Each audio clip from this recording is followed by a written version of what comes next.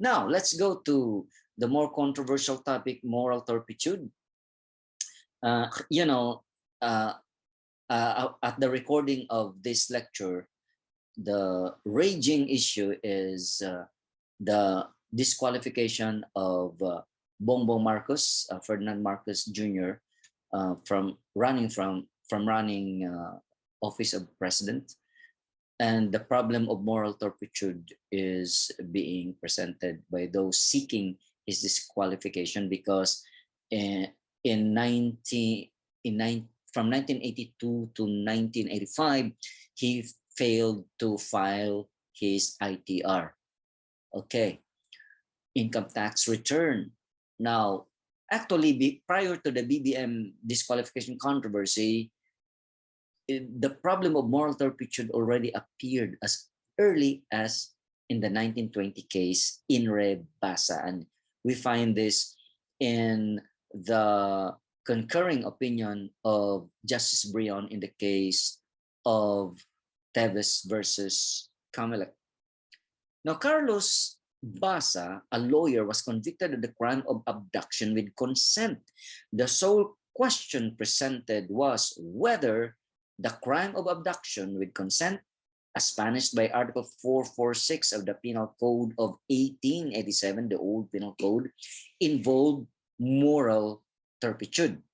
The court, finding no exact definition in the statutes, turned to a law dictionary for guidance, and there was no definite definition, no specific definition, clear definition of moral turpitude. I think that's the reason why there's so much cacophony now about the issue, because Supreme Courts are not really very clear in defining what moral turpitude is.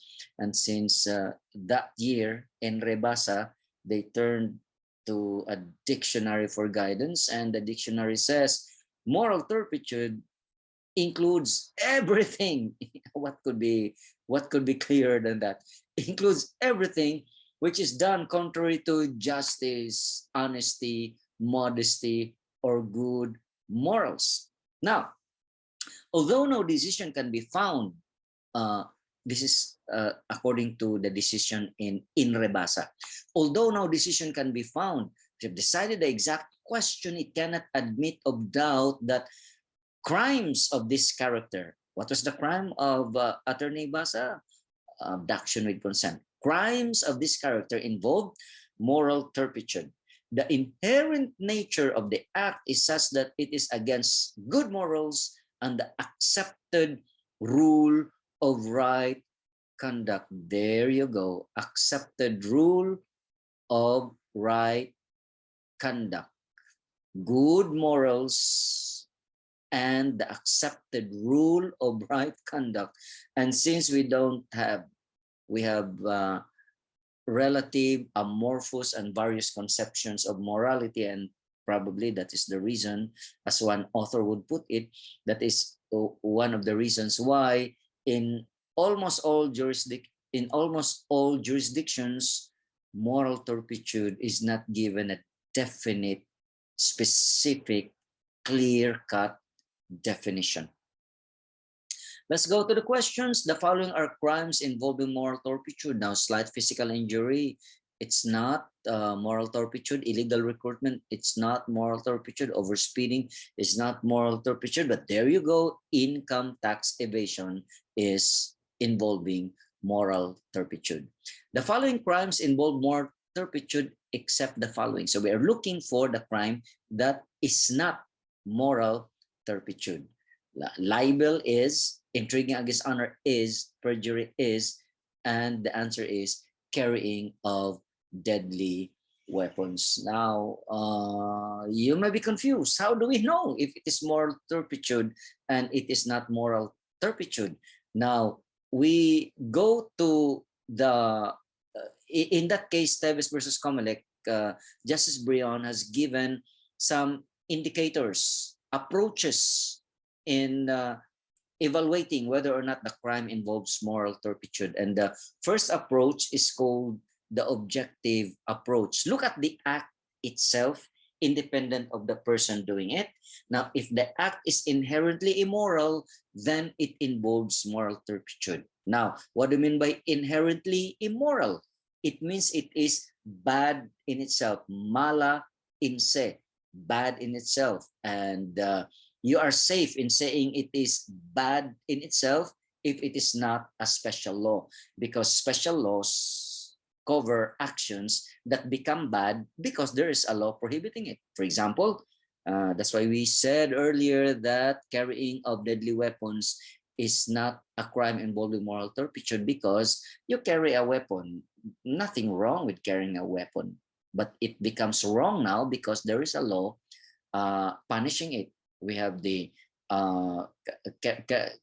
in our jurisdiction, carrying deadly weapon is punished by the law, illegal possession of firearms. If there were no law on illegal possession of firearms, then no problem with carrying the deadly weapons, because for as long as you don't use it to kill anyone, use it illegally, then it's okay to carry deadly weapons. But now it is bad because there's a law prohibiting it. Therefore, carrying deadly weapon is not bad in itself, it's not mala in se, and therefore it does not involve an act that it is not an act involving moral turpitude. Also, illegal recruitment, because in one of the cases decided by the Supreme Court,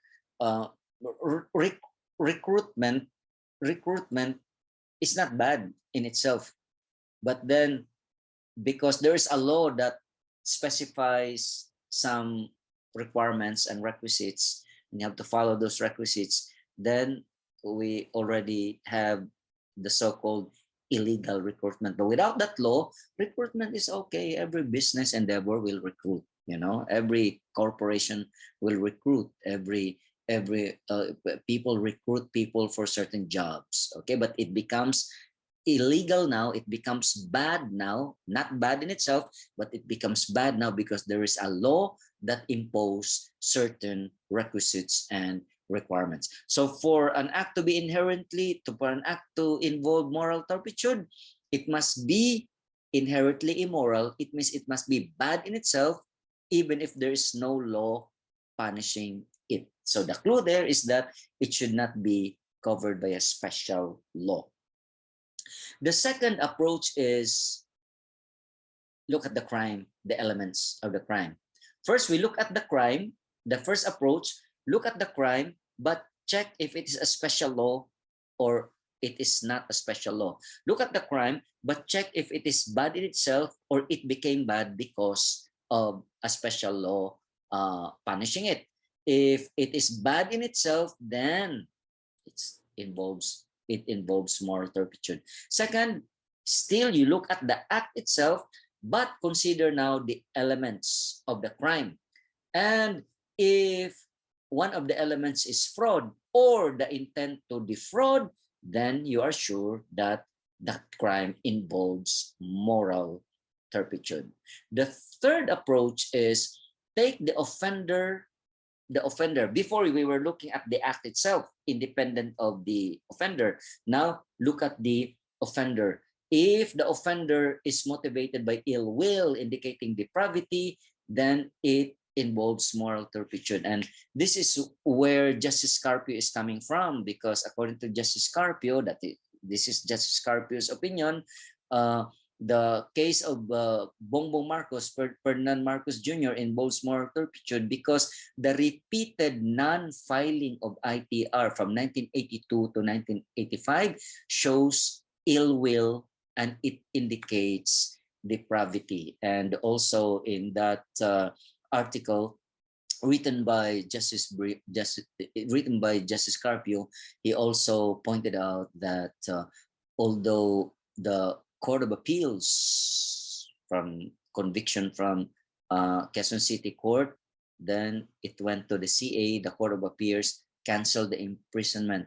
According to Justice Brion, although the CA canceled the imprisonment, but in the very decision of the CA asked BBM, Bongbong Marcos, to pay deficient taxes. So according to him, there is an element of tax evasion, and we know already that tax evasion is a crime involving moral turpitude. But again, this is the opinion of Justice Carpio, and until the COMELEC comes with a decision on the disqualification case, and until it reaches the Supreme Court and reaches finality, then we are not really sure of the answer, because this involves some controversial elements. But suffice to say, we have to learn the rudiments now. We are learning this in class, the rudiments and the nature of moral turpitude. Let's just wait and see how the Supreme Court will decide on the disqualification case of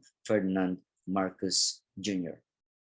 Now, let's go back to the questions, so that in case this comes out again, then we are sure we would get the right answer. So the first question is, one of the three approaches in determining whether a crime involves moral turpitude. The crime involves moral turpitude if it is immoral in its face as positively determined by law. So we have a problem with the word positively determined by law, because this is already talking about mala prohibita. And we know that moral turpitude should be mala in se, not mala prohibita. So letter A is wrong. Then letter B, of course, is wrong.